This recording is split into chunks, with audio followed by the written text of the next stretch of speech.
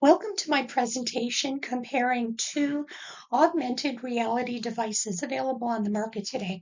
Being interested in VR and AR as a research topic, I decided to go full method actor and check out two devices with promising reviews on the public internet.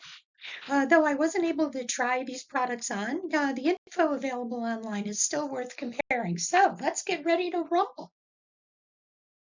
So let's talk a little bit about what AR actually is. AR, or augmented reality, is an alternative to virtual reality headsets.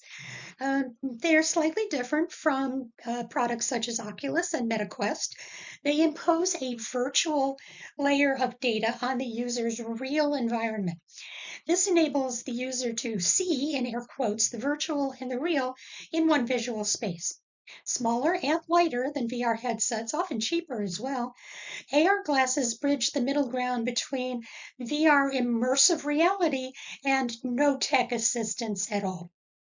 Some models, like the two I'm about to compare, gather and store data, enable the user to create and upload content, and perform AI assistant functions, kind of an onboard chat GPT for your glasses. Other products that I found, for example, Vtour and Ray Neo X3, simply enable the wearer to visualize a virtual screen from another device, such as a laptop or a mobile device like a phone or tablet. As such, they do not connect to the cloud, they do not store or create data, and they must be connected to the parent device providing the screen image. We will not be regarding that type of device in this presentation.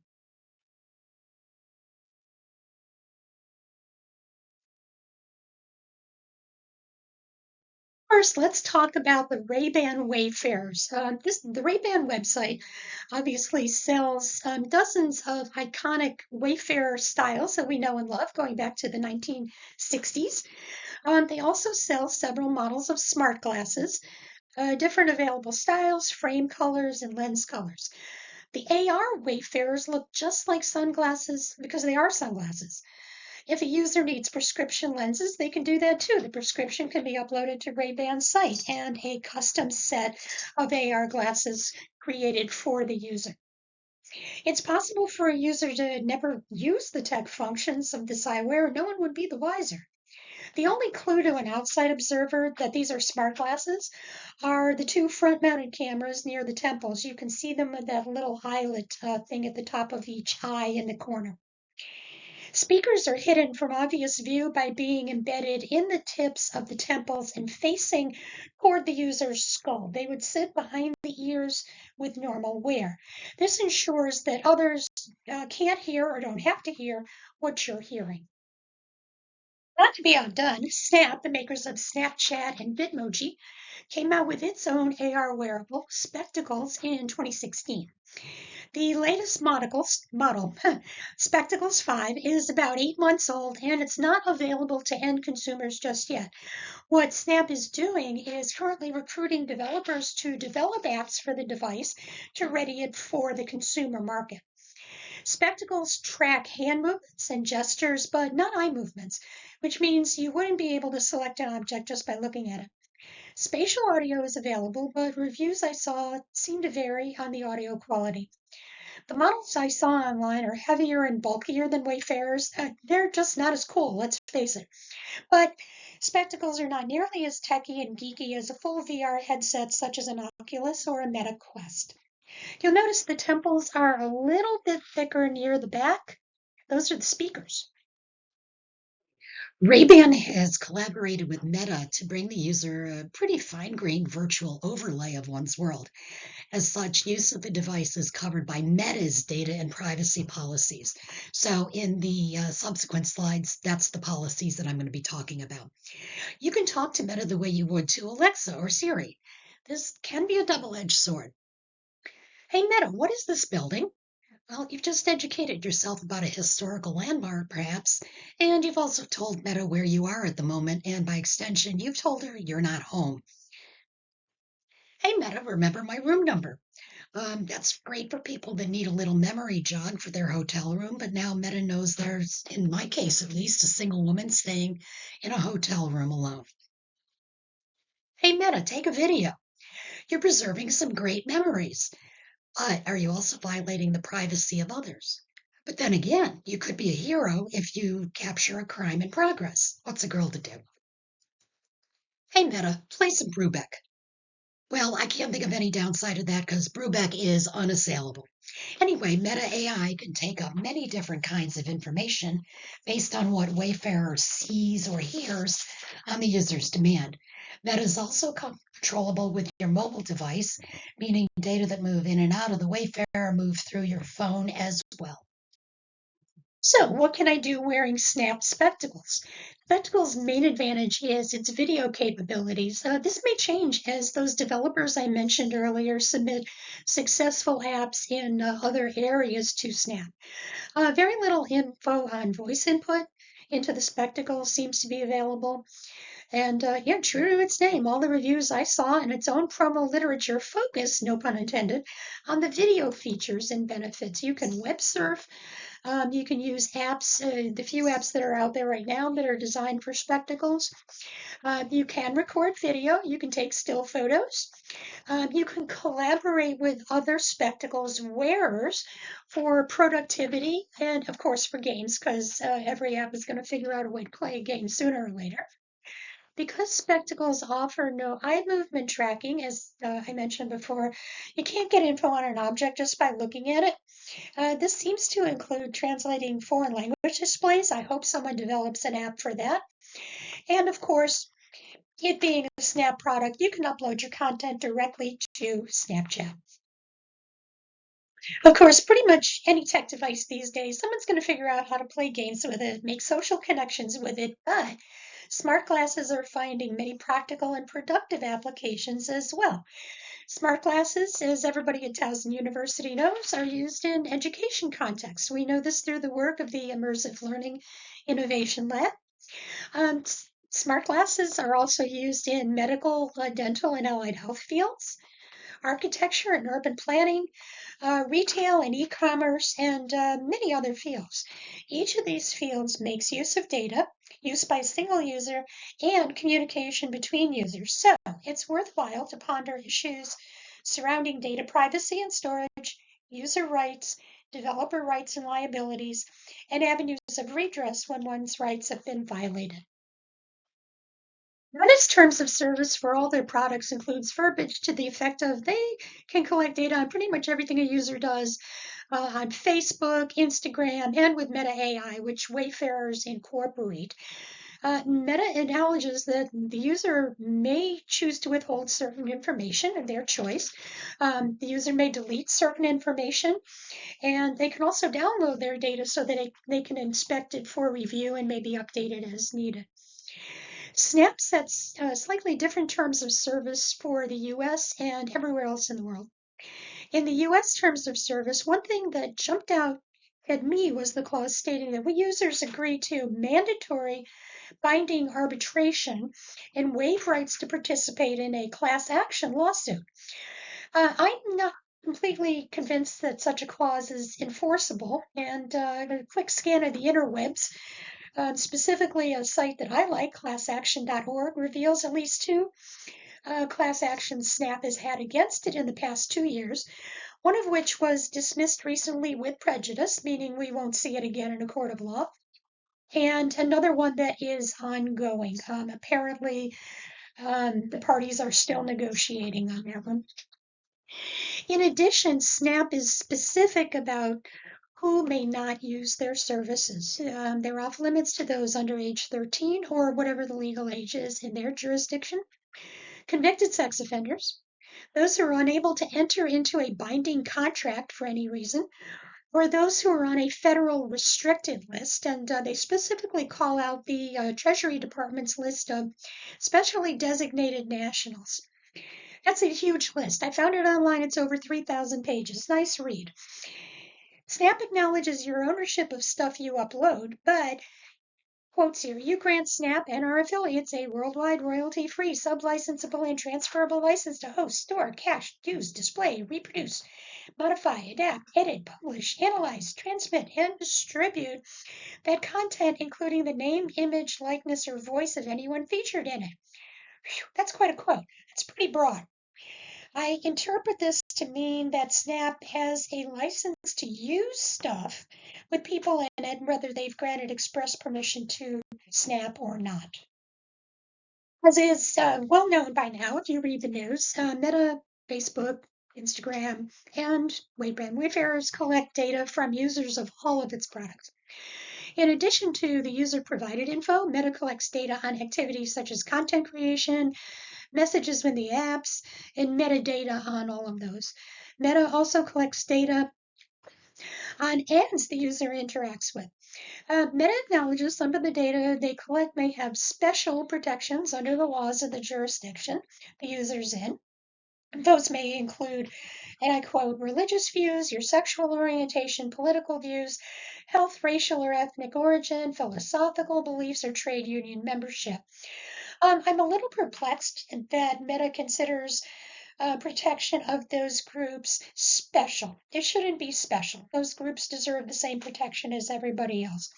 To me, the use of the word special implies that the default situation is no protection for those groups and protection is the marked case. Meta's policy on collecting friend and contact info, generally thought as being applicable to Facebook, has applicability to Wayfair data as well. As for Snap, it also collects data, no surprise there. Snap's privacy policy gives specific examples of how the user may control their data, including personal data. However, anyone can make a mistake, and Snap has recently been the defendant in two lawsuits, one brought by the U.S. government and one brought by class action in DuPage County, that's Illinois, asserting that Snap improperly collected and preserved biometric information without the user's knowledge or permission. Interestingly, that case was settled 3 years ago for $35 million to be distributed among the class claimants. It's worth noting that in its Transparency Center, Meta states that it will remove content containing personally identifiable information, even your own, posted by users. Policy doesn't state who gets to decide what constitutes negative or inaccurate characterizations. They do state that they will remove those. I'm not sure how they decide when to remove that. Maybe they just wait until a user like our friend Max Schrems in Austria brings a lawsuit. I found out that Meta does have an oversight board composed of lawyers, international lawmakers, and others from all 6 inhabited continents. Like Meta, Snap does collect info on us in order to provide us with ads and content we think is relevant, but there's a specific statement that they do not collect private content and communications we send to friends.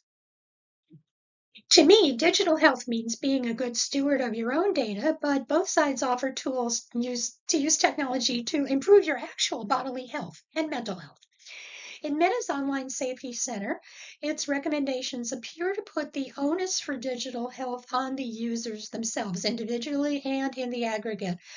That's not necessarily a bad thing. I don't think personal responsibility is a good thing. The site does suggest ways users can not only protect themselves and others, but perhaps enrich the digital environment for everyone. Tips on avoiding overusage, maybe avoiding device addiction, appear in their safety and well-being guide. Snap, by comparison, has convened a digital well-being council. It's composed of teens from across the U.S. It seems like an ethnically diverse group. It looks like they're all Generation Z, though.